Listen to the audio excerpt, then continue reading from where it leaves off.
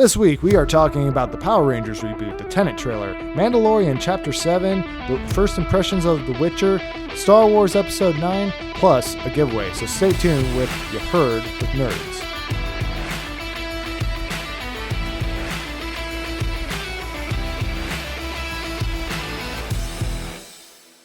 Hey guys, welcome into episode 2. I'm Brett. I'm Dorian. And this is You Heard with Nerds. Well, before we get into our nerd news for the day, we just want to thank you guys so much for supporting our first episode. We had no idea. Between, YouTube and Spotify, we had over 150 listeners. So thank you guys so much for doing that. It means a lot. Yeah, no, you guys have exceeded my wildest expectations. And I honestly thought maybe 4 people would have listened to our podcast right off the bat. And obviously, the numbers speak for themselves, so just very grateful for you guys coming out and supporting us here. Yeah, for sure. So just because of that, we're going to do a giveaway. And so part of that is we're going to be giving away Star Wars Black Series figure. And all you have to do for that, you have to just go to our social media. So if you want to find us on Facebook, it's You Heard with Nerds. And you have to like the post for our episode 2 that's you're listening to right now. So like that post, comment on it, and share it. You can go to our Twitter as well and look for us there. And so we're just going to pick a random winner from that. And then you're helping us spread the word of our podcast, and you could win an awesome prize. So, and we'll post more details about that on our social media, so stay tuned for that. But we're going to get into nerd news right away. And so something that's near and dear to my heart is the Mighty Morphin Power Rangers. Yeah, it is. And so we had some pretty big news this last week from, I guess, Hasbro now. They're no longer Saban. Yep. But they have new ownership. And so, man, I've loved this series, this franchise, since I was 4 years old. This is the series that got me into martial arts when I was 4. And I went so far as, like, I don't remember what birthday it was. Do you remember when we went to Portland? I don't know, but I remember it was 2015. So I was 26. Okay. In 2015. And so my parents actually surprised me and got me tickets to a Comic-Con to meet the original Green Ranger, Jason David Frank. Yep. And so that was a lot of fun. Dorian was there with me and a couple of our other buddies. And so that if that's telling you anything, how big a Ranger fan I was when I was younger, then, especially for the Mighty Morphin series, that was kind of my series. And so just want to talk a little bit about what was released as far as information goes for the Power Rangers. There's not a trailer or anything, obviously, but what we did get was kind of the premise, I guess, for the movie. Like, some light plot details, for the most part. Details, and so it was surprising, I think, for me, because I was thinking they were going to give us a sequel to the 2017 Power Rangers movie, but they're not. They're completely rebooting it, and so I'm not really sure how I feel about it. I'm a fan of both, like the old series and the original movie came out, I think, in 96, I want to say. Yeah, with Ivan Ooze and all that. Yeah, it might have been 95, I don't really remember, but I'm still a fan of that movie. It has so many one-liners. Oh. It's a fun movie. Like, I think we've watched it a couple of times in the last few years. Yeah, I think we did. For old time's sake. And so, you ooze, you lose. Yep. That's probably one of my favorite lines from that whole movie. Or meet my kids. Meet my kids. I'm big again. I'm big again. It's a funny movie, actually. No, thinking of, like, my dad who went and took me to the Raven Theater in Petaluma, California to see that. Like, I remember that movie. Oh, yeah. And I remember being afraid of Lord Zed's voice, but such a great movie for me. And I honestly was a fan of the reboot. Yeah, no, I was too. I mean, I'm not a Power Rangers guy really and all that much. I mean, I've only watched it like casually as a kid, but no, I mean, the 2017 movie I thought was a fun time. And I thought, if you were going to, kind of make a modern day live action Power Rangers movie that kind of is like, in the vein of like some of the superhero movies we have out there nowadays. I feel like that would have been the way to do it for the most part. Yeah, so there's going to be an all-new cast for the reboot. The director I'm not familiar with. He did a Netflix show called End of the Bleep Bleep World. Yeah. And so I've never seen it. Yeah, me neither.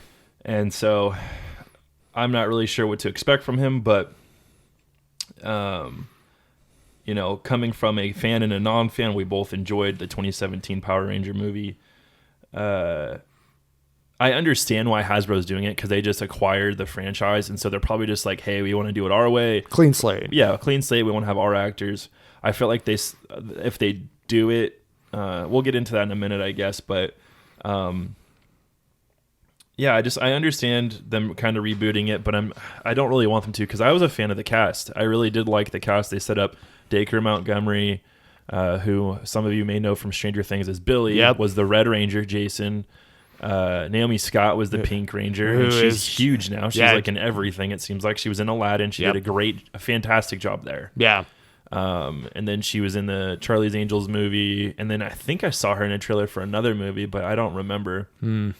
But her and Dacre are kind of the ones that took off from that movie, I feel like, and all the rest of the guys were pretty good too. Yeah, no, I feel like, I felt like the cast, like in the original, or the 2017 movie, definitely solid here. Yeah. I felt like they really nailed, who these characters were, why you should actually care about them. Yeah, they did.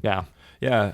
And so kind of what I want to see in this movie, like I don't want it to be another origin story. Like we got played out with that so hard in Spider-Man, where they rebooted it 3 times within 10 years. 10 years. And so that's insanity to me, but if they do it in a creative way, and I think the method they're taking with it, cuz they're introducing something to where it has to be done well. And that's time travel. And so the director has come out and said that time travel will be a big part of this movie. And I'm like, that's not really a big part of the Power Ranger franchise. And that's never been something that, it hasn't played a central... No, except for one season. And we got it in Power Rangers Time Force. And I remember that clearly because of my little brother. That was his jam. Yeah. That was like, I think, one of his first series, because he's 7 years younger than me. One of his first series he got into. And I watched it with him, and it was actually good. It was probably, as far as content goes, a more mature storyline than the rest of them. Okay. And so I don't want to get into that. We could do probably a deep dive on all that stuff, but I want a good Power Rangers movie. And so can we get a good Power Rangers movie? So when you say you want a good Power Rangers movie, like what exactly are you meaning by that? Are you saying you want it like to be, leagues above the 2017 movie or on par with it? Like what exactly do you mean by that? I would say we need, and I think most Power Ranger fans would agree with me. We need Tommy. We need the Green Ranger. Everybody needs Tommy. And so whether that's in because for those of you who don't know the main series, there's 5 good Rangers and 1 evil Ranger. Partway through the season, the Green Ranger ends up becoming good, and he's probably the best Power Ranger ever. Like he becomes cool. Every kid wanted to be him. He becomes the star of the show. Oh, yeah, he steals the leadership role from the Red Ranger because he is what the kids want. I wanted to be him. He had cool long hair. He did martial arts. Green was my favorite color. It worked. Yeah. But basically, with the premise of time traveling, that's what really scares me, is because I've only seen a few movies do it well. Yeah. And so that, like, 2 of those that come to mind are Back to the Future and Looper. Yeah. Those are the 2 that I think do it well. So if he's going to pull from something along those lines, yeah, I just really think this is kind of a horrible premise for a Ranger movie. We got an entire season, like I said, in Time Force. Yeah. And it's such a tricky thing to do well. It is, yeah. And I mean, I think I mean, it's kind of one of those things where it's like, if they were going to just time travel back to the 90s, it's like, well, why don't you just have it set in the 90s or something like that, and just play off the 90s nostalgia, kind of like how we talked. I'm about it. Yeah, just like we talked about last week. Last week, exactly, and just kind of fully lean into that. But I think one of the things I think this movie could possibly succeed is if they kind of went with a different tone. And what I mean by that is if they are traveling back to the 90s, obviously there has to be some comedic elements and also some comedy at play here. And so my thought is like, what if they're trying to go more of like a action comedy approach, kind of like they did with like Guardians of the Galaxy, because I feel like that tone could probably work pretty well for like a Power Rangers movie, just kind of given like the source material and whatnot. Yes, that is a good point, because I think that like this 2017 reboot movie was a more serious movie for the most part. Yeah, the tonality wise. So they had some comedic relief with Billy, but and Alpha. I don't really care for Alpha. I liked Bill Hader, but I don't really care for Alpha. Yeah. So I think they could do that and do like kind of, the Guardians of the Galaxy feel and have that 90s nostalgia, that 90s soundtrack that's thumping. But throw some MC Hammer and Vanilla Ice for good measure. I remember a classic scene from the original movie. It's the Red Hot Chili Peppers. That soundtrack for the Mighty Morphin Power Rangers movie, the original one from the 90s, is fire. The Red Hot Chili Peppers is playing Higher Ground, which is a cover, and it starts with this sweet bass line, and they're skydiving out of a plane. Oh, that's that. And I'm part like, okay, give me that. Give me little nods to the original movie. And something I was thinking of, and this is a little bit of rabbit trail, but if they go back to the 90s, are there already Rangers in the 90s? And are those Rangers going to be like aged down versions of our Rangers? Like get the original actors, age them down. Yeah. And have it be like a passing of the power, or be like, hey, you have to get back to your time. Maybe there's a threat in the future that there's no Rangers at all. There's no power coins. Yeah. And they went back to get them. They give them to them. It's kind of like almost like an Endgame situation. Kind of, where they come back within a couple seconds to them, but for them it's been a long time. Yeah, exactly. Yeah. Yeah, so, possibly. I just need good designs on the costumes too. I actually liked the ones they did in the 2017 movie. Yeah. No, I think they were I don't think they were like super amazing per se, but I think they served its purpose here. Yeah, my only gripe with that movie would be as much as there was character building, which is something that I did enjoy. Yeah. There wasn't a whole lot of action. There was not. There was not a lot of Ranger time. No. I mean, I would have liked him to see him morph a couple times. Yeah. That's what I need in this next movie too. Yeah, or at least like, kind of have them like already be at the point where they can morph or something like that, or they are able to morph quickly. I think he said something along the lines of they're going back in time to get their power, basically, for the power coins. That's going to be kind of like the plot point to where that's going to let them get back to their time potentially. Sure, yeah. I mean, this is all hearsay right now because I have no idea how far in development they are, and I don't think they're far at all because they just got their director. His name's Jonathan Entwistle. Yeah. And I guess he's also teased potentially a Green Ranger already. So that being said, do you think they would try to go with like the typical Green Ranger origin story where he's like evil first and then like he turns into a good guy? You have to. Yeah. It'd be cool to see a Ranger versus Ranger kind of situation. It probably would be. I mean, and that was like one of the things that I was like, actually anticipating for the sequel of the 2017 movie because they teased Tommy Oliver at the end of it. At the very end. And I figured like, okay, yeah, no, this would set up perfectly for like, if you did a sequel for a Ranger versus Ranger story here. Yeah. But so I think it's promising. So we'll keep you guys posted on that. But I guess the director, the reason for me saying that is on his Twitter. He for his like banner, he has just a picture of the original Green Ranger helmet. Oh, really? Yeah, so he's kind of teasing that already, which is cool because I'm on board with it. Yeah. All right. So, Star Wars movies are breaking the trilogy format from here on out. We just got episode 9, which we're going to talk about later. What do you think about this news? So I think it's honestly probably a good thing in all, like in the grand scheme of things, because not every story I feel like lends itself to like a 3 movie or 3 act format. Oh, here. for sure. Yeah. I mean, you look at something like, for example, like Harry Potter, 7 books, 8 movies, somewhere around there. Yeah. And I mean, no, I think it's I think this is honestly a good decision. I mean, it kind of makes it more to the point where, people who want to tell stories in this universe don't have to be confined or like put in a box. They have a little bit more creative freedom. So maybe it's just one standalone movie, kind of like Rogue One, or maybe it's like, say, hey, we actually got 5 movies for like this, say, old Knights of the Old Republic movie or something like that. It just kind of depends on, what stories they want to tell and how they want to explore and like what pace they want to go at. So exactly. I like this announcement.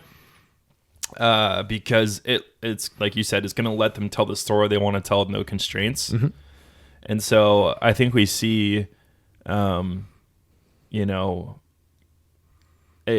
higher potential for more of like a Marvel cinematic universe for the Star Wars universe. Like they can take their time building out this story with different characters and have them kind of meet up for that end game kind of situation where it's maybe if it is Knights of the Old Republic, we're following different people in different movies, or at least they're in the same movie but they haven't met up yet, or they have met but you're not sure how that works out. And so I think it lets for better story building and telling. No, I think that is correct on that one here. And so it's honestly, I think probably a step in the right direction for this franchise that has kind of had a little bit of like turbulence as over the past couple of years. So no, I think this is a step in the right direction, and it'll definitely be interesting to see how they approach it, like going forward.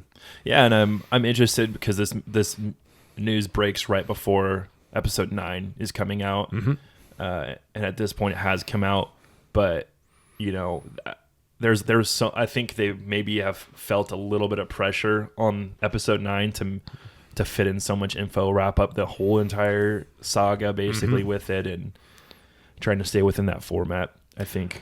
Yeah, I mean, would be difficult. We'll discuss a little bit of that more in detail when we talk about like our deep dive and also our spoiler-free review. But I do feel like that does it probably is motivated by episode 9, that news coming out and whatnot. For sure. Yeah.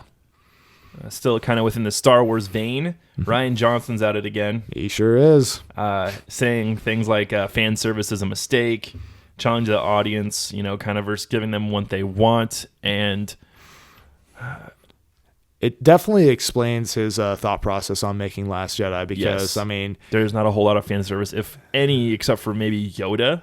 And also Luke's death scene, I feel like, is a very fan servicey moment in terms of like... It was premature, but yes, I feel like, Yeah, no, it was premature, but like just... I'm just talking about the scene itself with the 2 setting suns here. Yeah, very Tatooine. Yeah. End of A New Hope. So, I mean, so I kind of almost wonder if he is dissing J.J. Abrams, who kind of, for the most part, I feel like, at least like with his Star Wars movies and probably some of his other movies as well, has like made fan service his bread and butter here, And I mean, we get that in The Force Awakens heavily. We do, but but it still felt fresh enough. I feel like he did a good job with it. Yeah. Well, I think obviously again, this is going to be going into like our topic on episode 9 when we talk about it a little bit later in the episode, but I feel like him to talk about like fan service just as a flat out mistake, I don't think it's entirely accurate. I think you have to have a balance. I understand where he's. For sure. I understand where he's coming from in terms of, saying like you need to kind of surprise and challenge the audience, not just give him or give the audience exactly what they want, exactly how they expected it per se. I think you have to like kind of be kind of like towing the line on that if you're gonna really make something that's like crazy and surprising, and yet at the same time satisfy fans. I think he just stepped over one part of the line and just stayed there, as opposed to like, trying to like tread that line, if that makes sense. Yeah, for sure. And I think that, like you said, there's a balance to it, just like the Force, right? Exactly. You have to have that fan service, because if you don't, people are going to be upset. And if you do too much of it, people are going to be upset. I think as long as it doesn't, if the fan service doesn't like change the way you're telling the story, yes, I think it's okay. Yeah, I mean, like, but if it influences the story, that's when you have a problem. I think a few ways that fan service has done well, just in like recently, would be Avengers Endgame for the most part. Yes, like, because the thing is like the fan service in that movie was essentially, it lent itself to the story. Yeah, and that's a great way to do it. Yeah, and like even like it wasn't a main plot device in the story. Correct. Yeah. And so but like I mean, like things like Cap lifting Thor's hammer. This was gosh, we wanted that since Avengers Ultron. Exactly, and it was teased in there, and so we finally. I loved how he said later Cap could have lifted it then, but he was being humble, basically. Exactly, yeah. Like, that's totally Cap. That is totally Cap, and then also just the fact that again, kind of calling back to like Age of Ultron, where the very last shot of that movie is Cap saying Avengers, and then he gets cut off. And it fades or cuts to the credits here, and then in Endgame you finally get him to say Avengers Assemble for the first time, and it's like it just gives you goosebumps when that happens here. So no, I think it's so I feel like that's a great example of how fan service is done well. It's like it actually lends itself to the story. It actually has like setup and payoff here. Yeah, it's not just some random thing that they throw in there just to get. Like, oh, hey, look at this. Yep. All right. Moving out of Star Wars, we're going to move into some comic book news. Next MCU team-up movies in the works already. Yep. Or at least like being planned out or developed in Kevin Feige's mind here. Yeah, he came out and said that it's already in development, and that makes sense, especially with how much thought they put into their story arcs. Now, I'm kind of interested to see what they actually do, because I don't know if they'll shy away from the Avengers name. It's going to be a different Avengers, like the new Avengers or something like that. It's still going to be called Avengers, but led by Black Panther or Spider-Man or someone. It's not going to be, well, unless they go forward. We'll find out, I guess, probably more in the Winter Soldier, Falcon movie or Disney Plus show, because. He essentially, Falcon is essentially the new Captain America. Yep. I don't think he'll be the leader of it, but especially with them talking about how central Spidey's supposed to be in this next arc, but with their whole thing with Sony, I don't know how that's going to play out. Yeah, I don't know if that's completely valid anymore, to be completely honest with you. I mean, we don't know anything as far as that goes, but I mean, what we do know is he is scheduled for one more movie, for a solo Spider-Man movie, and then also a team-up movie, which I'm assuming is what this movie is here. Yes. But again, it's like, if you only have him for two more movies, it makes it kind of hard to like really plan things out, unless Disney's got a plan in mind to get him back here. Yeah. But we'll see. I'm sure they do. I would imagine, but so what are your kind of thoughts with this? What are you thinking it could be? If it's not an Avengers movie, then what do you think it might be? I mean, one thing that I kind of feel like it could be, I mean, they would probably have to go with a different name, because I feel like there's no way they would release a movie with this name, but the Illuminati. Yeah, I saw that and I was like, that's not what they're going to call it. No, but it could be that lineup of people. Right, because, and for those of you who don't know, it's basically like a team that consists of Doctor Strange, Reed Richards, Professor X, Namor, and also I believe Tony Stark, and maybe a few other people are in there that I'm forgetting, but I'm sure there's a list of them. There probably is, and people cycle out, but essentially it's like it seems like a kind of a team up of like some of the smartest people in the MCU, or like at least on Earth. Sounds like a stinking OP team. It does, yeah. And also not to mention, I mean, we already have Doctor Strange. Reed Richards is on the way. I would assume Professor X is going to be coming in, like probably Phase 5 when they start doing the X-Men movies. And then if you sub out Namor for Black Panther, I mean, kind of the same. I think we'll still get Namor eventually. We probably will. He's the Aquaman of the Marvel universe. He is the Aquaman, yeah. But yeah, I don't. I'm okay with that. Obviously, with that team. Yeah, that's not going to be anytime soon, though. That's not going to be this movie. There's no way. No, and I mean, but it's also kind of one of those things where it's like, at this point, it's kind of like you have to try to include like most of your players that are already on the board, and it's like currently right now we have Captain Marvel, Doctor Strange, Black Panther, and Spider-Man. And am I forgetting anybody? Thor. Thor. Hulk. And, he's like injured, but yeah, I mean, he's still around. But yeah, so Hulk, and then also Guardians of the Galaxy. So I think that's pretty much all that's like actually left, who are involved in the MCU here. So I don't know. I mean, maybe it is a like a new breed of Avengers. Maybe it's just maybe they do like a side team up story with like the Illuminati. I don't know. Yeah, I mean, there's a decent roster. You have people from Inhumans. You have Black Bolt.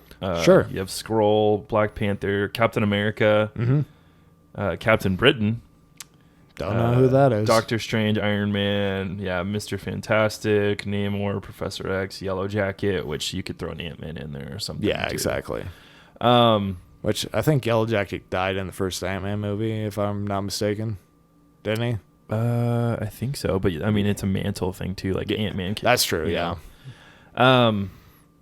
So my thought is like, this is something that's been done on TV, but has not come into the actual Marvel universe as far as like the movies, which would be the Defenders. I think that's an easy, recognizable name that they could use interchangeably, or you could call it Avengers Defender something, like the Defender Initiative or something like that, or this like the Defenders of whatever it might be, because interchangeably you have a lot of people. This would also bring, which I don't know how they're going to do it. If they're going to do Disney Plus, this would bring characters like Luke Cage, Iron Fist, Daredevil, Jessica Jones. Yeah, all those people that had the series, and you could bring them in and do them a little bit better, Yeah, well, yeah, I mean, that's the thing. Because Daredevil and Spider-Man, in my opinion, go pretty close together. I mean, yeah, they definitely hand in hand almost. They definitely have some stories together and whatnot. Yeah, and plus, not to mention too, they're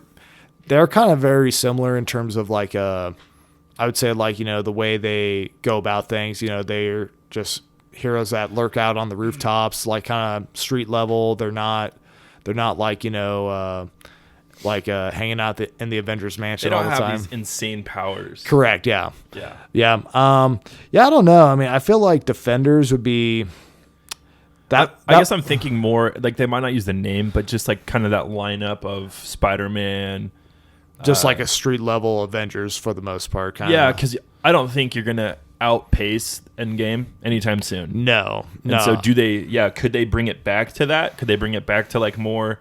Hey, there's a guy, there's a threat. We're in New York. Like, this could also be the Fantastic. I don't know if they do like a Fantastic Four. Sure, Maybe that's part of the next team up is Spider-Man, Fantastic Four, and a couple X-Men. It doesn't have to be a crazy team up like the first Avengers movie. We're not going to get that same feeling again either. Yeah. So those are kind of my thoughts on that. I think they're still going to call it Avengers because that name's kind of too big. I think if you use a different name, like people are gonna be like, "Well, this is kind of like the Avengers. Yeah. Why didn't you just call it the Avengers?" Because that's all people know it as. I mean, I kind of disagree with you a little bit on that because I mean, I do see your point. Yes, the branding of Avengers is huge right now. Yeah, but it's like the fact that most of your original cast or like the main people of the Avengers are not going to really be. Not really going to be involved in this. Like, your heavy hitters like Cap, Iron Man, Hawkeye probably won't be there. Black Widow won't be there. And then also, we don't know exactly what the status is with like Thor and Hulk, if they're going to like stick around here. Right. But not until we get Thor Love and Thunder, which I have my own theories on that where Thor is going to be probably more of like an Odin, like he's just going to be in Asgard and just kind of hang Lady out. Thor is going to take over. That's probably, I could see that happening. So, yeah. Anyway, moving on, Birds of Prey receive an R rating. I was surprised by this. Like, I don't understand why, really, to be quite honest. I kind of was surprised by it, but I kind of wasn't at the same time, just because it feels like DC has been like kind of pushing the envelope with. I mean, they did Joker.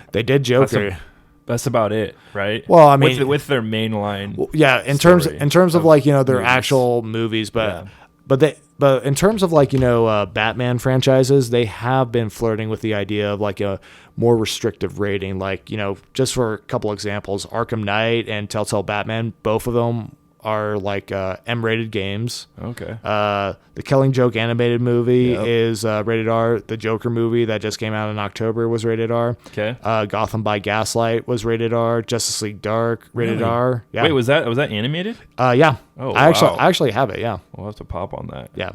So and then Harley Quinn, the animated series that just came out, that is like straight up adult, like they drop really F-bombs and all that. That's so weird to me though. So yeah, I mean it's definitely something that they have been pursuing, and it kind of makes me wonder if the Robert Pattinson Batman movie is going to be rated R. I don't think you can. I mean, I feel like it's a stretch, but at this point it's like it feels like the gap between like PG-13 and rated R for Batman is becoming smaller and smaller. Yeah, I think the problem with that, like for this movie in general, I'm probably not going to see it. I'm not. I probably will rent it, but I'm not going to go see it day one. I don't think it would be a heavy, like I don't think I'm getting my wife to go see it. I'm not really wanting to go see it, so we probably just won't unless we do rent it. Sure. But I think when you have that hard R rating, you limit your audience so much, especially with a character like the characters involved in this. Like besides Harley Quinn, who cares? Yeah, I mean, at least not yet. Maybe the movie's gonna make us care about the characters. Sure, I mean because they do have Huntress and Black Canary, and then another person that I'm forgetting. Right, but if they have not been introduced yet, and if you don't know who those characters are, it's kind of like the only established character we have that's in the DCEU right now is Harley Quinn. Yep. And I'm fine with the premise of it, I guess, where she's all mad about the Joker leaving her or whatever. Yeah, essentially becoming it's like becoming a crazed girlfriend who got dumped and is going insane. Which I mean, that could be the whole movie. Yeah, we don't know. I mean, yeah, I'm sure it might sell to some people, but I just think you kind of limit your audience unless the character is already in and of themselves. That's kind of the vibe they have as far as like their comics or the media that surrounds them is already pretty edgy. Mm-hmm. Now with Harley Quinn, other than recent stuff, I remember her from the animated series where she came from. Right, yeah, right? Exactly. She started in the 90s animated Batman series, which is good. When it comes to like, I liked her as a character in the series. She was fine. Sure, yeah. But she hasn't been a character that's like Deadpool, where obviously if you make a Deadpool movie because of it should be rated R. It should be rated R based on how he interacts, the violence that's going to be happening in those movies. And so I think this is kind of more of a cash grab due to the success of stuff like Deadpool and now more currently the Joker. Yeah. The Joker did it well though. Well, yeah, the Joker did it very well, and you have to almost that's what I'm saying is you have to make his story rated R though. Yeah, I feel like. I mean, you could that sounds kind of like I contradicted myself a little bit, but hopefully you guys are understanding what I'm saying. I mean, you could probably get away with making a Joker movie that is PG-13, but I feel like you'd be pushing the boundaries of PG-13 if you did do that. Kind of similar to how like The Dark Knight definitely pushed the boundaries of PG-13 in that movie. Sure, yeah. But no, I think some of the successful like rated R comic book movies is another example is Logan. Oh yeah, for sure. I think they like the source material actually lent itself to a more restrictive rating here, and I think with this upcoming movie with Birds of Prey, it's like I kind of feel like they could have just gone with a PG-13. I mean, I haven't seen it, so I can't say for certain, but I feel like, either they just put something in for shock value, or it just like barely made a rated with R like rating. I think with like the trailers they're putting out, kind of like the vibes it's invoking is kind of that similar to almost like a stylized violence, kind of like Kill Bill. Kind of, yeah. Like I would be okay, honestly, if they did something like that. Yeah, sure. But like for me to go see it, it's going to take a lot. So if people are saying like, hey, this is like actually good. This is good. This is like a Quentin Tarantino, like Kill Bill, just crazy stylized violence. Yeah. I might touch. Yeah, sure. But if there's just stuff in there for shock value, like you're saying, I'm not interested at all. Well, and and I mean, yeah. So one thing I do want to touch on is like, I'm kind of torn on whether or not I do like, more Batman properties being rated R, because I feel like Batman as a franchise, there are definitely moments like in the comics and the stories that are definitely rated R, but I feel like a lot of the times it's kind of like, like maybe just like on the tip of the edge of like PG-13, or like, just like, kind of like a harsh PG-13, if that makes sense. Oh, for sure. Like, how would you do Death in the Family if it wasn't rated PG, like hard? I mean, you might have to do R for that movie. I mean, depending on how much you show of Jason Todd, I mean, you could do PG-13, I guess. But I mean, it was PG-13 for Under the Red Hood. That's true, actually. So, yeah. But okay, yeah. Well, moving on. Speaking in the same vein as the Batman Dark Knight trilogy, Christopher Nolan, who directed the Dark Knight trilogy, is coming out with a new movie in July called The Tenet. Yep. Or just Tenet, I guess. Yeah, I think it is just called Tenet. No, the in front of it or anything. I think it's Tenet. TN, yeah, ET, yeah, I think so. Yeah. And so when I first saw that, because they had I don't even know what it would be, like a teaser of a teaser. I saw some movies this summer, and when I saw that, I thought it said 1010 because it was like you could flip it backwards, and I'm like, okay, what is that? And it was the new Christopher Nolan movie.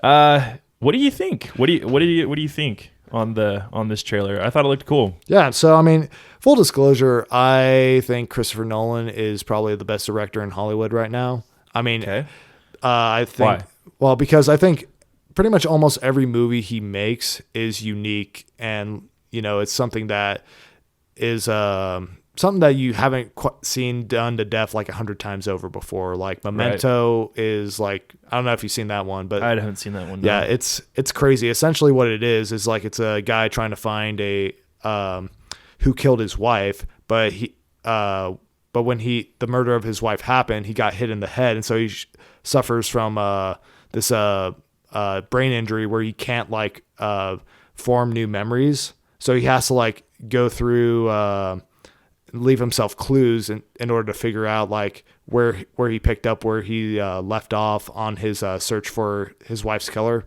Essentially the whole movie is shot in reverse. So the end of the movie happens at the beginning, and then you start tracing back stuff, man. Oh, it's super trippy. And that was Christopher Nolan's first movie. That's crazy. Yeah, and he's done great movies. I mean, the Dark Knight trilogy, he's done Inception, and that's kind of the vibe I was getting. Major Inception vibes. Yeah, no, definitely some. Maybe that's just major Christopher Nolan vibes now. I mean, I haven't seen Memento. Yeah, definitely. Yeah, I would definitely agree.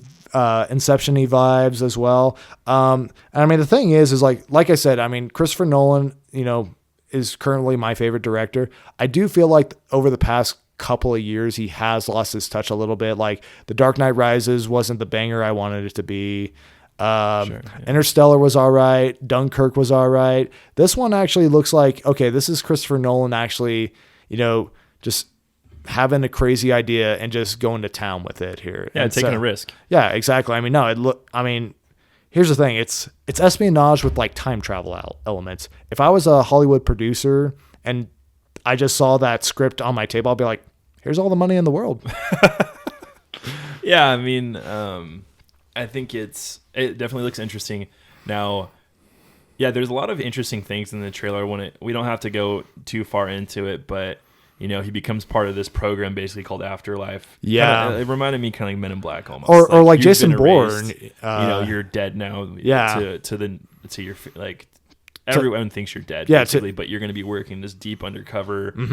I don't know what branch of military or espionage, like FBI, CIA. I don't know, but it looks really interesting, and he's kind of either he has some abilities or that's a normal thing for people within this organization to do, where he's seeing things kind of like precognition, almost like he's seeing things before they happen. Yeah. And so we don't know what any of that means, but it looks really good. I'm going to say based off this trailer, I'll probably go see it. Oh, I mean, it's Christopher Nolan. Like, I will see it regardless of like, if it gets like a 1% on the tomato score, I'll still see it here just because I won't, just out of genuine curiosity. Sure. Yeah. So.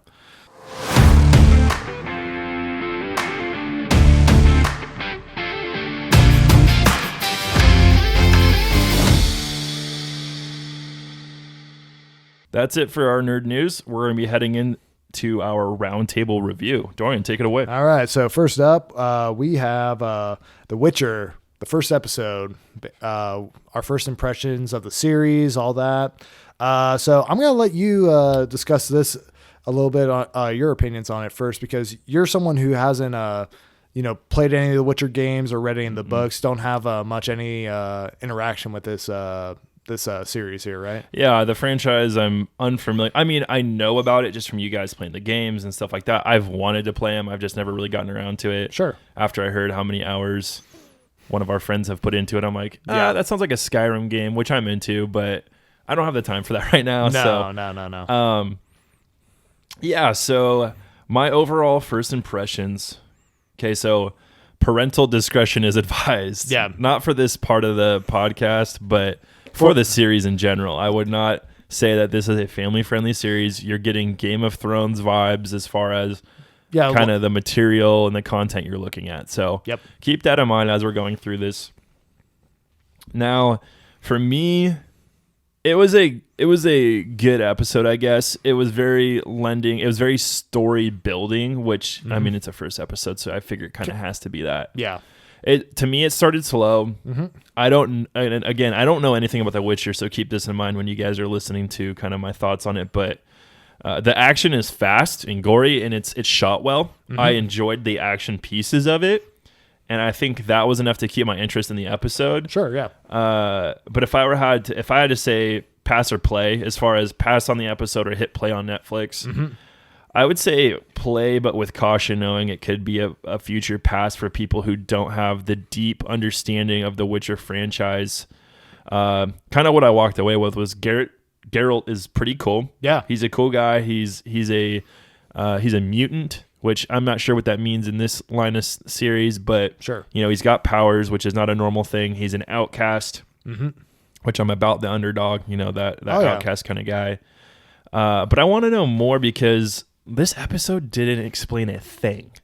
That was my biggest pet peeve with it, was that it didn't explain anything. And for someone who's looking from the outside in, like I am, and I don't have the video game or book knowledge that you have, I didn't know what to think really when it came to the actual story building part. Like, sure, they set a lot of footwork for potential storylines, I feel like, in this episode. Oh yeah. Now but that's the thing, is I don't know how these characters coming in, how important they actually are. There was characters that came in that I thought were going to be important. It turned out they're not as important, and so I was just kind of confused by maybe the storytelling aspect of it. I think they laid a good foundation, but I still really don't know what's going on. Yeah. Other than Geralt's good with a sword. Go with a sword. And with the ladies, apparently. And with the ladies, yep. So yeah. Yeah, no, I mean, I definitely hear what you're saying. I kind of actually agree with you on, quite a few points here. So for me, full disclosure, so I'm not someone who has read a bunch of the Witcher books, which apparently, this is where this series is taking a lot of the inspiration from. I have played The Witcher 3, and I think, it's one of my favorite games of, this generation here. Okay. And so, I definitely like the world. I like the lore. Geralt is one of my favorite video game characters that, got to play as here. So some things or some notes I have about the episode, I kind of broke it up into like pros and cons. So what would be pros for me is Henry Cavill nails Geralt. Really? Like, I honestly had some pretty I had some doubts about it just because I'm like, he doesn't look like Geralt. I don't think he can nail the voice or the character just because you've seen him as Superman, you've seen him like kind of like just have like a very not much personality portraying Superman and stuff like that. So I kind of was like he was not my first choice, but as Henry Cavill has mentioned, he is a big fan of the Witcher series. He's played through, I think, The Witcher 3 like 3 times. Yeah, I did see a couple interviews with him, and even before he was cast, he was talking about Witcher in interviews. Oh, I think that's interesting. I think that's the reason why he got cast here. Because of how big a fan he is. How big of a fan he is. He reads the books. Yeah. So he does know Geralt, and you do pick up on that in the episode. I mean, even from someone who doesn't really know him, like you get a very stoic, angry kind of guy who has good morals, but and has probably been backstabbed quite a lot. He's very protective of himself and kind of what he lends himself to be a part of. And even society in general. I mean, it's like he is stoic, but he has personality to him, and he's also kind of a grittiness. He kind of reminded me of like a old cowboy. Very much so. Yeah. I mean, he's and he's also even though he's like essentially kind of a mercenary for like monsters and like sometimes humans, as if you played the games or know about him, sometimes his contract does involve taking out some humans, but basically he's also like a very intelligent, because like Witchers essentially are like medieval Jedi. They have like, oh yeah, I saw that he did a force push. Yeah, no, he definitely did a force push. And I was like, hold up. I think that's is that in the game? Yeah, no, it is. Oh, okay. Because they have like I think it's like 5 or 6 signs. It's been a couple of years since I played Witcher 3, but you have like Aard, which is like a force push, but you can also like turn that into like a shockwave and like have different variations of it. Okay. You have like that gave me promise. That scene, I was like, okay, you're in. Well, action-wise, I'm in. Sure. And so if they can capitalize on the action part of The Witcher, and he's using his force powers or whatever you want to call it. Yeah. What was it called? They're called, that one is called Aard, but it's basically like the Witchers. They have like like 5 or 6 spells that are like called signs. And so what they do is they typically like draw the sign in the air and then they do it. So like one is kind of like a Jedi mind trick type thing. One is like shooting fire. What was the blue thing he did? The blue one. I think we're trying not to get into spoilers here with this too either. Yeah. So, but like Aard, I think that was Aard, just not like preparing it. Yeah, okay. Exactly. So no, I think Henry Cavill. I don't know how to pronounce his name, if it's Cavill or Cavill, but I don't think people care. Yeah, but hopefully not. I don't. But it's Superman. Sure. But so I think great job. Pretty much alleviated my my concerns that I had with him being cast. The action is pretty good. Yeah. Like I think there wasn't like, I'd say like a ton of action in this episode, but like it was peppered. Yeah, it was definitely peppered, but peppered in the episode, here and there. But like what we did get, I thought was good. It also plays out like one of the side quests from The Witcher 3, and what I mean by that is like, if you played The Witcher 3, there's you have like a bunch of side quests that have like their own storylines, and essentially it seems like maybe pretty straightforward, at the beginning, but then it kind of delves into like things get more complicated.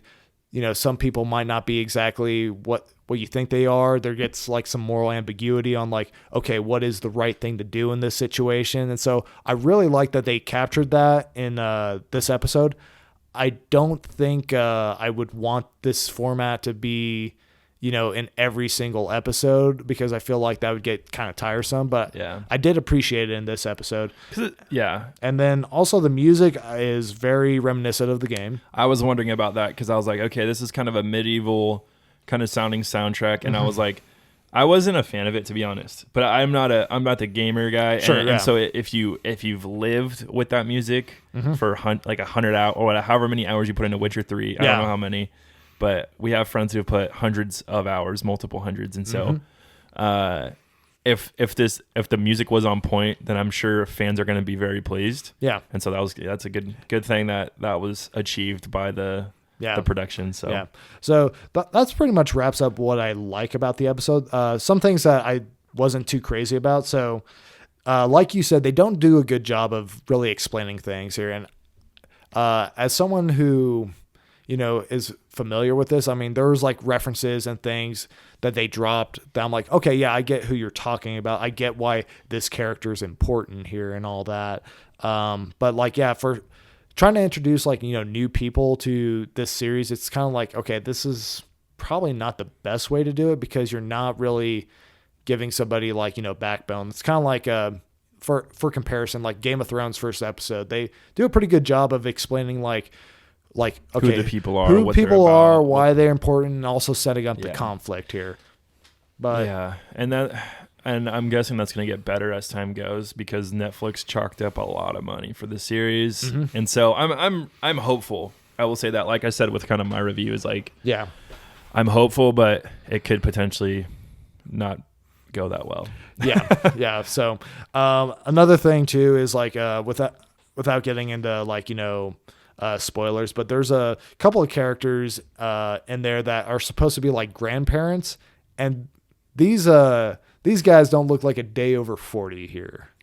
Grandparents? What do you mean? So I don't know what you're talking about. So they're supposed to be grandparents of like one particular character. Oh yeah. And I mean, unless you're having kids at 15, which I don't know, it's medieval, so they could be. That is true, but I mean, I felt like they just kind of left that out there and really did not explain like really anything about it. So and I felt like if you gave us a little bit more clarity, I'd be like, or just a reason like why this is what it is, I'd be like, okay, all right, I can buy that here. But yeah, and we're only covering episode 1. The whole series did drop the 20th, which we're actually recording on the 20th. Both of us went and saw Rise of Skywalker last night, and so we were able to sneak one episode in before we shot the podcast. But so this is we're just gonna kind of go by episode. Maybe on some of our podcasts we'll have multiple episodes, and we'll probably do an overall look at the series in of itself, maybe a deep dive like we were saying earlier. Yeah, but depending on how things go here. Yeah, depending on how the series pans out. So the last thing I have on here is the Nilfgaardian armor, which I mean, what is that? So the sounds sexual. I'm just kidding. So Nilfgaardian. What does that mean? So Nilfgaard is like one of the nations in The Witcher. Like it's one of the if you've seen the trailers, it's like where they're going to war and stuff like that. Okay. So it's the other side of essentially the bad guys in this episode, gotcha. Or at least like that makes sense. Portrayed as the bad guys. So their armor just does not look good at all. Like it looks kind of like weird sci-fi type armor, and I get they were probably trying to like have it different so they can like distinguish between like the two different armies, but I couldn't tell. Yeah, I wasn't paying attention really in that because I mean the only reason why I bring this up is just because there were production stills of The Witcher that showed the Nilfgaardian armor like before it released, and it was kind of one of those things where it's like, ooh, yeah, that doesn't look good, and then it's like people thought like maybe they were gonna like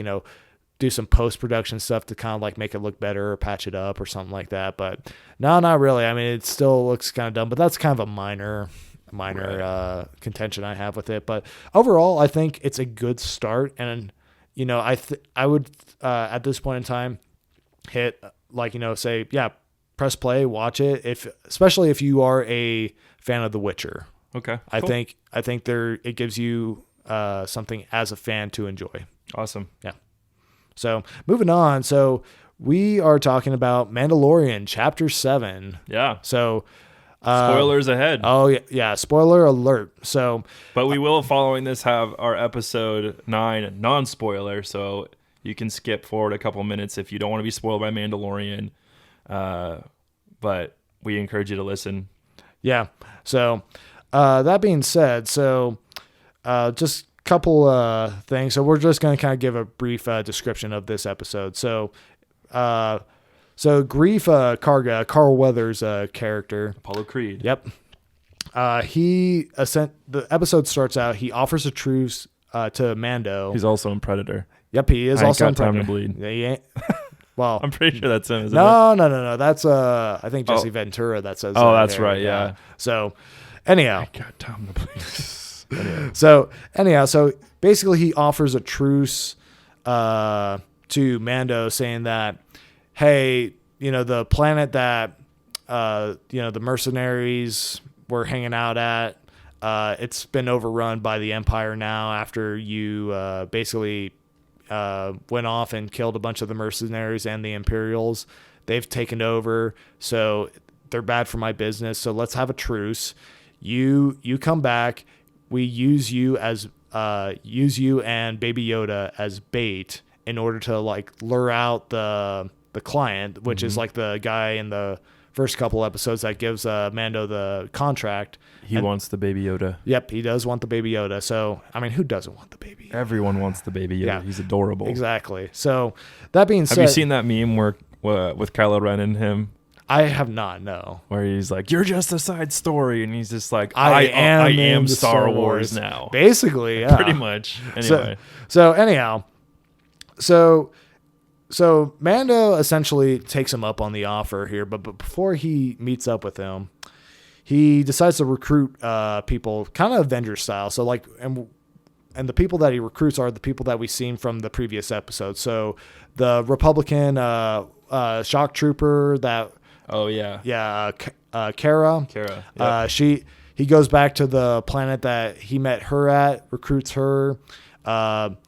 Basically, it's getting her, Quill, and IG-11 makes appearance. Yeah, which I was surprised by. So, I thought he was for sure dead. Yeah, so IG-11 for those of you who might not be super familiar with the names in this series, he is that droid that Mando shot in the head on the first one. Yeah, who he teams up to actually get into the building that has Baby Yoda in the first episode, and who is also apparently voiced by Taika Waititi. Yep, that guy. So that was kind of a surprise, and now, and so they're all. It's the Avengers episode. Essentially, yeah. I mean, he assembles everybody. They go on his ship, and it doesn't really. It's not like a huge plot point, but it's something that I feel like is worth mentioning because it could potentially become. It will pan out in the future, I guarantee it. I feel like it will. Baby Yoda essentially thinks Kara is trying to get rid of him, basically. Well, Kara is trying to hurt Mando when they're engaged in a friendly arm wrestle competition and all that. I think part of that too was a conversation they were having of using Baby Yoda as bait, and he didn't like that.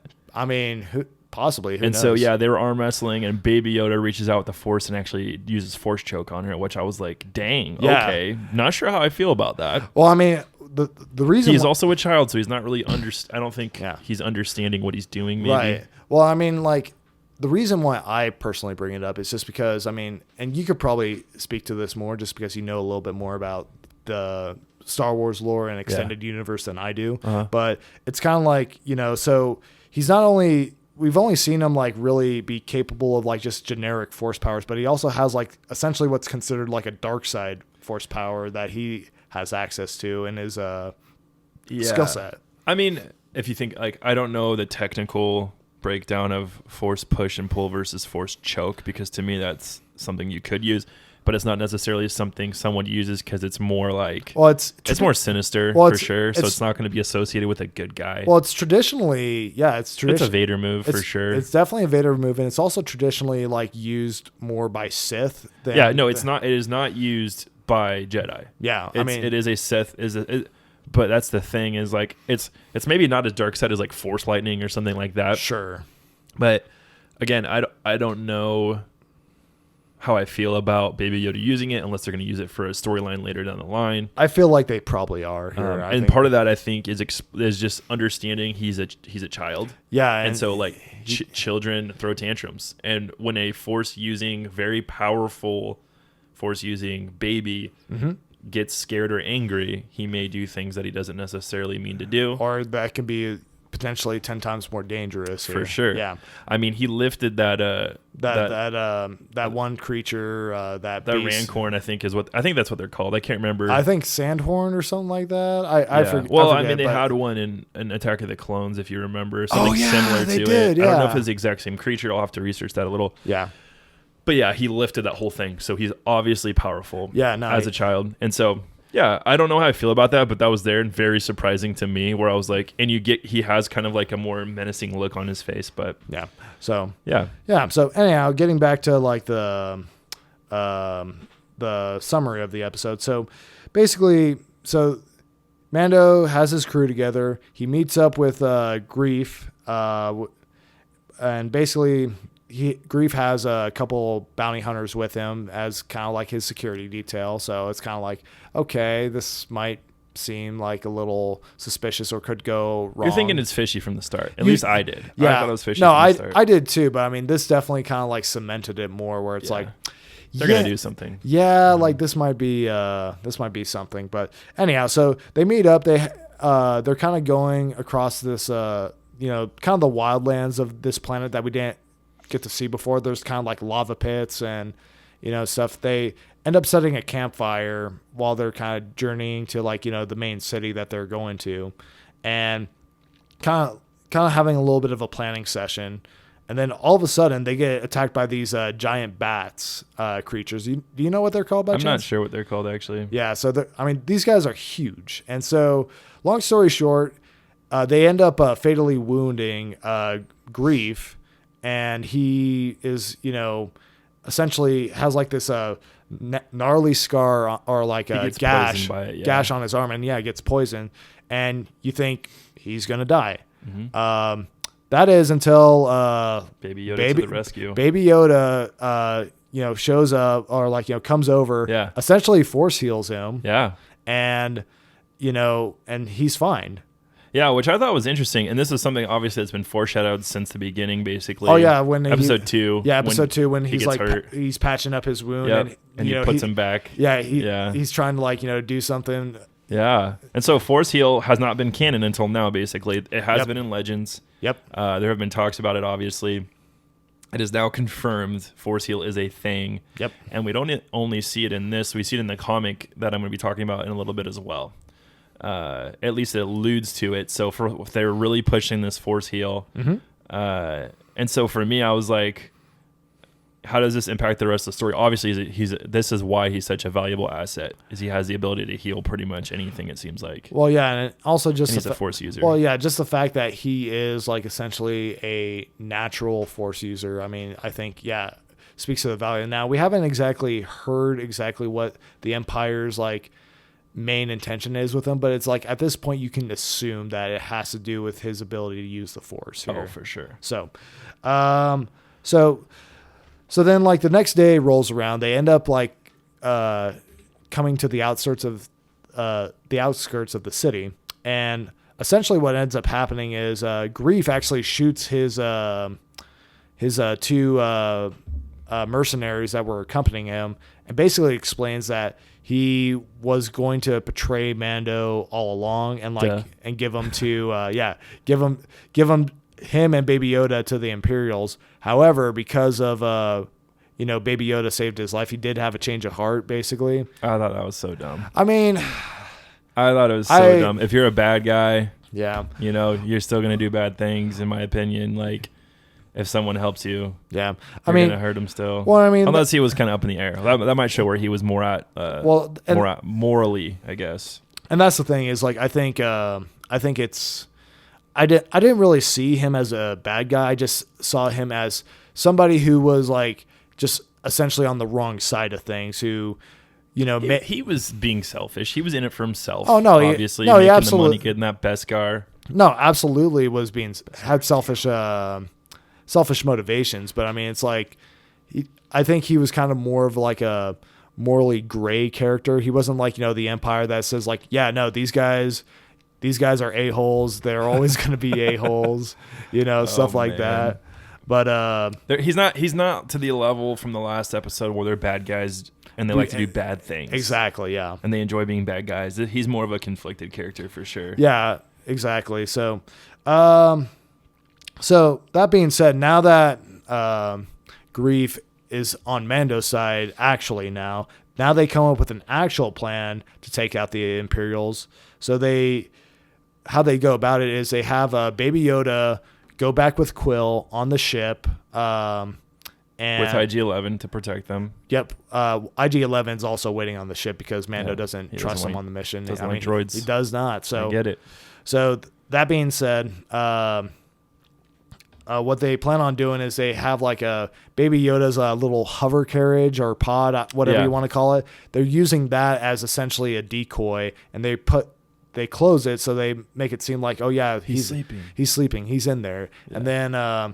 And then what they do is they have Kara essentially pretend to be the bounty hunter that captured Mando, and then Grief is the one who is essentially the one that issued the bounty, setting up the meeting and all that stuff here. So long story short, they end up meeting up with the client and the Imperials in the cantina, and long story short, big shootout happens. Yep. Not sure what's going on. Yeah, they end up killing all the Imperials there, and everything seems to be going fine, and they kill the client as well here until you look outside. Yep. And then that's when the cavalry shows up here, and basically they get outnumbered from all the stormtroopers. Well, there's death troopers. There's those black ones that we see in Rogue One. Yeah. Basically the BAs of the stormtroopers.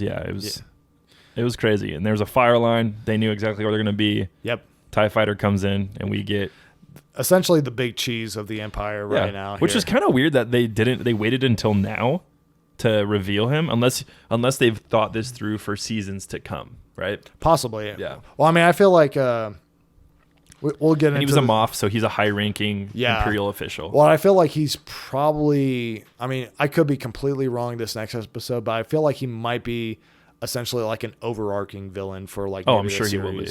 So, So that being said, the client's boss shows up with his reinforcements and his TIE fighter. Then what ends up happening is Mando is talking to Quill through like his comm device, basically telling them like, get him back to the ship, get out of here, leave without us. Yeah, we're pinned down. We're pinned down. We might not make it out of here. So Quill is, racing back to the ship, but all the while the speeder bike troopers that are there, they actually somehow hacked his communications. Yeah, they were patched into the comm device, which makes me think that they kind of knew what was going on. Oh yeah, the whole time. Yeah. So when they hear that, they go and they get on their speeders, chase after bikes. They chase after Quill and Baby Yoda. They catch up, they kill Quill, and then they take Baby Yoda. And so you had a pretty strong reaction to this. Okay, so, oh man, yeah, I was nervous this whole episode. Yeah, I almost cried. I think this episode evoked a lot of emotion. I think they did a good job with that. But yeah, man, when you just see a Quill on the ground with his tongue out, and then Baby Yoda just laying on the ground and the stormtrooper swoops by and picks him up, I was like, oh man. Yeah. So I was like, who's going to make it out alive? Mm-hmm. And I don't know why I got more emotional when Quill, I think because he was in general a good character. No, he was a good character here. And he's kind of like that nice old man that took you, that takes you in type of thing. Yeah. So I'm sure the Mando's going to be not happy. Oh no. About that. And so, yeah, they did a great job, I think, of advancing the plot in this episode, which they have not done in a few episodes. We've had that heist episode, which is kind of a standalone, and then also the one prior to that where they end up on Tatooine. Yep. And then the one prior to that where it was we had like 3 episodes like at the beginning that kind of had like their own story arc that they had an overarching story arc where each episode advanced the plot on that one. Then we had 3 episodes where they were just standalone here, and they kind of just seemed like, okay, this is kind of like not really tying in with the main story that we have going on. But yeah, no, I mean, this is like a very very eventful episode, and really actually ties in like some of the standalone episodes, and like actually makes it say, yeah, here's why we actually took a little bit of time here with this. Yeah, for sure. Yeah.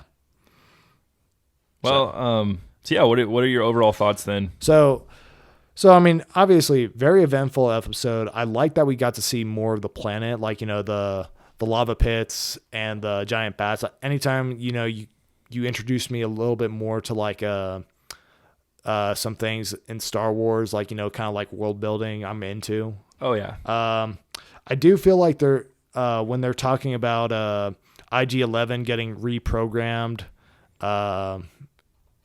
like that whole sequence, I feel like that did, you know, they spent a little too much time on that. I mean, it wasn't like it was like a whole montage basically. It was, yeah. It was weird. I was like, it was okay. It wasn't overbearing, but he doesn't even show up the rest of the episode. Well, right. I'm guessing he's gonna have a huge role in episode 8. I would imagine so, but basically, I was just kind of sitting there thinking like, okay, you could have just like say, no, I reprogrammed him. He's good now. And that could be it. And that would have been it, yeah. But yeah. Overall, I feel like this is a very solid episode. It's kind of the episode that we needed to like get us on track back to the main storyline, and then also set up for the finale here. Mm-hmm. So, I mean, no, I think this was a very good episode. Yeah, so, I totally agree. I personally actually thought it was the best episode they've done. Yeah. I thought it was well written, emotionally evoking. It introduces the big bad, the man who's really after the child, you know. Mm-hmm. The only thing I didn't really like was the Baby Yoda force choke. Well, again, I'm sure there's going to be payoff for it later. I'm sure it was because Baby Yoda did feel threatened. Yeah. He wanted to protect the Mando. He wanted to protect himself. I will naturally read into this. Mm-hmm. You know, I think the question is, should we? You know, I think that they'll probably explore it, but it's probably more along the lines we were talking earlier, where he's a child. He doesn't really understand the Force, even though he is very strong in it. Yeah. Well, I mean, I think also too, it's I think it might be something that comes into play maybe later on, where they say, hey, just because he's, you know, one of Yoda's species and he's a child, don't just automatically assume that he's just going to default to like a good side or good morals here. For sure. Like he's still very moldable. Yes, so. Absolutely. So next up, Star Wars Rise of Kylo Ren, a Marvel comic. So you actually, you were the one that read this here. So why don't you tell us a little bit about it? Yeah, so it was issue 1. So it was a setup, issue basically. Mm-hmm. But it picks up basically right after. So the scene in that we get in The Last Jedi, where Luke's standing above Ben's bed. Yeah. And he's about to cut him down, but changes his mind. Right. And then Ben wakes up and he uses the force pull to pull down his hut or wherever he was staying in. It picks up immediately after that. So it shows Ben kind of climbing out of the rubble. Mm-hmm. The Jedi Temple's already on fire, which was kind of interesting. Because I think for a long time we were led to believe that the Knights of Ren and or Kylo Ren were the one that did this. It was not. At least, it does not say that Ben was the one that did it. He literally climbs out of the rubble and he sees it, and then he hears Snoke's voice calling to him, basically. So I'm guessing Snoke sent people there. If not the Knights of Ren, he might have. Someone did it. Basically, he didn't do it. Yeah. And it kind of follows these 3 Jedi that were not there. They were off world on a mission. Mm-hmm. A couple of them are pretty brash. They show up. One of them is kind of more level headed, and he's talking to him, and basically they get an altercation because the Ben has kind of like almost a messiah complex due to his heritage. He's like, I'm the only true Jedi. I'm stronger than all of you, and he shows it. He's stronger than all 3 of them put together. Basically, he takes them on.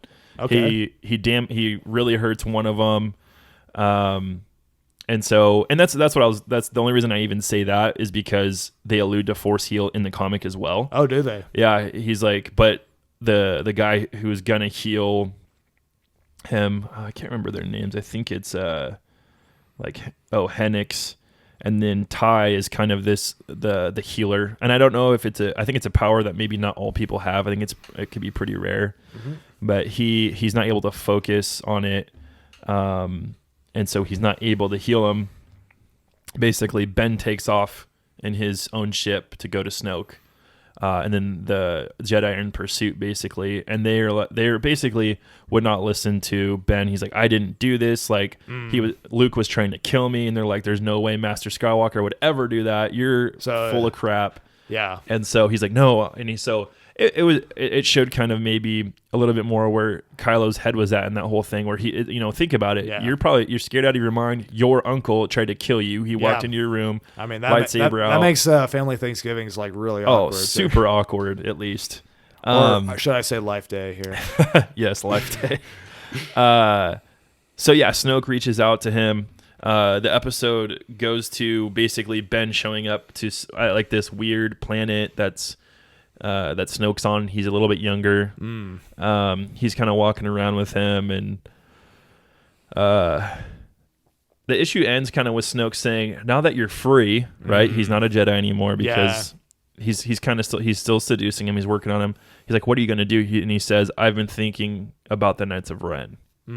So at the very beginning of this issue, there's a little bit of backstory about at least the current leader of the Knights of Ren. Okay, so Knights of Ren are already established before Ben joins them here. Yeah, and the next issue is Luke and I think it goes further back in time. Okay, it's Luke and Ben fighting the Knights of Ren. Oh, okay. And so the leader of the Knights of Ren, he just goes by Ren, and those are his knights, I guess.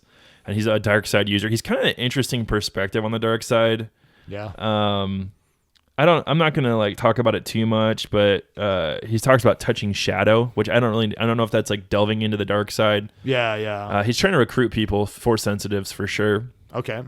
And so basically they get to the point where, I mean, that's really all you find out about this leader called, his name's Ren. Yeah. I don't even know if he's a Sith. I think he's just, he's a warrior. You do pick up on that. Overall, it's just a setup issue, really, that picks up right after that scene in the Last Jedi for the most part. And teases kind of what the Knights of Ren are about. And so I'm sure we'll get more on that in the Rise of Skywalker, or maybe not. I don't know. But I thought overall it was a decent setup issue. Okay. So. Now, would you recommend people buying this issue, or do you? I'll wait for the graphic novel when all of them come out. Okay. Yeah. I don't think it's pertinent to the story of that we need to know right now. Okay. Personally. All right. So now we come into the big topic of essentially this week here. So the last few years. Yes. So we are going to be talking about episode 9, The Rise of Skywalker. This is a spoiler-free review that we're doing on this episode right now. Now, we will be doing a deep dive episode where we will be getting into spoilers and a lot more in-depth thought on the movie. So me and Brett just got out of the movie last night. We saw it like around 6 or so, roughly. Anyhow, your thoughts, spoiler-free. Spoiler-free thoughts. Okay. Man. Okay, so I was trying to I don't want to put it on a scale. In my head, out the gate, I was like, this is a very fun movie, I think. Okay. I think it's a good movie. Okay. I think it deserves people going to the theaters and seeing it. If we're going on, something we were talking about is, for you guys, what do we recommend? A full price, going to the movies, full kit and caboodle. Yeah. Discount theaters if you have those near you. Would you rent it or just pass? And for me, it's a full price for the action alone. Okay. I feel this needs to be seen in theaters, and I believe it deserves the full price for at least one viewing. Now, I almost always see all the Star Wars multiple times in theaters. Yeah, regardless of I saw The Last Jedi, I think two times. I think that was the lowest. I saw The Force Awakens like 4 times or something. But yeah, I thought it was a fun movie. I mean, it moves quickly. And I don't want to say too much more than that because I don't want to spoil. Yeah, I'm gonna save it for our deep dive, so check that out. But yeah, I thought all around it was a fun movie. I left it and I was like, that was a solid movie. I honestly don't know what number I would give it right now. Okay, fair enough. And so, yeah, just check out the deep dive for more commentary on that. Yeah. So, This is where you and I will probably have a. I know, but you're wrong. So we'll have a different side of opinion. I know. I'm going to try to use this episode to convince you of at least a full price one-time shot. So here's the thing. So I mean, I'm a big sucker for Star Wars. Or like the nostalgia factor in Force Awakens alone made it make me actually get invested in Star Wars again. So that being said, this movie, I'm a little torn on this rating just because I feel like I may have to go see this movie again to really get a full picture. Again, we've only seen it opening night. This is not, and even for a deep dive, it's going to be kind of our first impressions deep dive. Sure. So that being said, I would probably put this movie at rental level. Why? So the reason being is just, how dare you? At the end of the day, you are correct. This is by and large is a fun movie here. That it seems like they are having a good time making this movie. There is some classic by the book Star Wars action cool dog fights. Cool dog fights. You have and when we say dog fights, we mean plane to plane. We don't mean an actual dog fights Michael Vick. We don't have time for that. Nope. Anyhow, so I mean. So this is a very by the book Star Wars movie, I feel like. Yeah. And it checks... It's safe. It plays it safe for the most part. It checks a lot of boxes in terms of essentially fan service. But at the end of the day, I just feel like it was just kind of underwhelming here. And I typically will always have an emotional reaction to Star Wars. Last Jedi, there were parts in that even though I don't think that movie is particularly, fantastic, on a grand scale, there were parts where I definitely got very emotionally attached to that movie here. Yeah. This movie, I don't feel like I got that at all here. I don't think there was really anything that, So let me ask you this: Was it underwhelming, or was it just whelming enough? I think it was not over. It wasn't oh my gosh, this is crazy. Because I felt a similar emotion where I was just that's what the movie was. Sure, yeah. I wasn't underwhelmed by it. Well, I felt here's the thing: is I feel like my expectations were kind of met what I was expecting this movie to be, but at the end of the day, it's kind of even though I was expecting this, I was underwhelmed by, just the end product. And I mean, we were kind of talking about this earlier. It's this is probably the best movie that they could have made. Yes, agreed. Despite, I mean, they were backed into a corner. They had one movie to finish. Correct. Yeah. So because of kind of where the Last Jedi left things. Sure. I mean, we'll get into more detail when we do our deep dive on that. But no, I mean, I do hear that sentiment. I do think that yes, they did. They kind of were backed into a corner. They didn't really exactly have a whole lot they could have really done with this movie, or really crazy new directions just because of where the story was at that point. However, I mean, that being said, I do feel it does kind of make it a very underwhelming Star Wars movie in comparison. And I mean, that's the reason why I put it at rental, just because I feel it's still something that should be seen if you're a Star Wars fan, regardless. But I feel if you are wanting, the big finale that we've essentially been promised with this movie, this wasn't it. Yeah, I don't know if I agree with that, but, Yeah. I think that, again, overall, it's a fun movie. So if you want to have a fun time, I would say check it out for sure. But, that wraps it up. All right. Well, thank you guys for listening. We greatly appreciate it. Yeah, and you can check us out on Twitter at You Heard Nerds. On our YouTube is just our name, You Heard with Nerds. Same with our Facebook page. You can also support us directly on Patreon, which is patreon.com/withnerds. We have 3 different tiers. This just helps us to up the quality of our production that we're doing, and it just helps you to support something that you really like and can be a part of. And so don't forget to check out our deep dive on Star Wars Episode 9 coming out in the next few days. And also remember, we have that giveaway for the Star Wars Black Series figure, so when we post on our social media, Make sure you're going to like it, share it, and comment on that post. Have an awesome week. And remember, everyone's a nerd about something. Everybody's a nerd about something.